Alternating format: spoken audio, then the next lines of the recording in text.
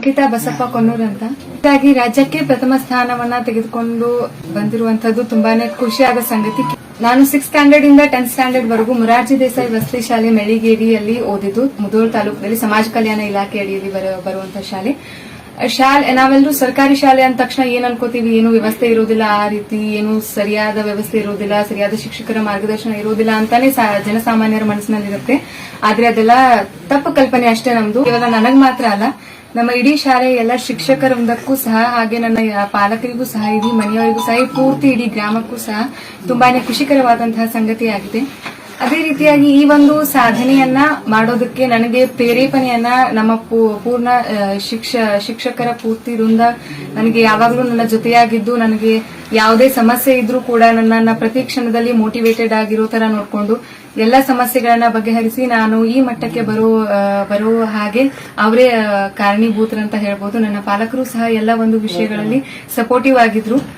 ಇನ್ನು ನನ್ನ ಒಂದು ಪ್ರಿಪರೇಷನ್ ಬಗ್ಗೆ ಹೇಳಬೇಕು ಅಂದ್ರೆ, ಎಕ್ಸಾಮ್ಗೆ ಪ್ರಿಪರೇಷನ್ ಅಂತ ಅಂದ್ರೆ ಏನು, ನಾನೇನು ಒಂದೇ ದಿನದಲ್ಲಿ 10 ಗಂಟೆ ಆ ರೀತಿ ಏನು ಸ್ಟ್ರೆಸ್ ತಗೊಂಡು ಓದಿಲ್ಲ.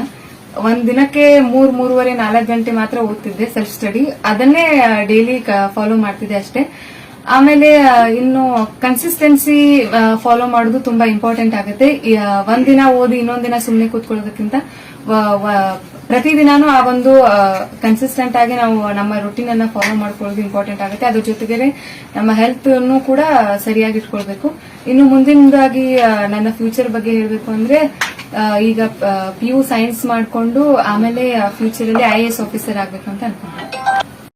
ಈಗ ನನಗೆ ಮೊನ್ನೆ ರಿಸಲ್ಟ್ ನೋಡಿದಾಗ ಬಾಗಲಕೋಟೆ ಹೆಣ್ಮಗಳು ಬಸವರಾಜ್ ಅವರ ಹೆಣ್ಮಗಳು ಅಂಕಿತಾ 625 ಗೌರ್ಮೆಂಟ್ ಸ್ಕೂಲಲ್ಲಿ, ಅಂದ್ರೆ ನಮ್ಮ ಗವರ್ಮೆಂಟ್ ಸ್ಕೂಲ್ ಮಕ್ಕಳು ಕೂಡ ಬಹಳ ಕೇಪಬಲ್ ಇದ್ದಾರೆ.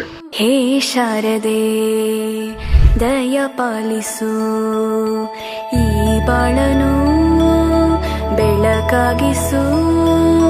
ಹೇ ಶಾರದೆ ದಯ ಪಾಲಿಸು, ಈ ಬಾಳನು.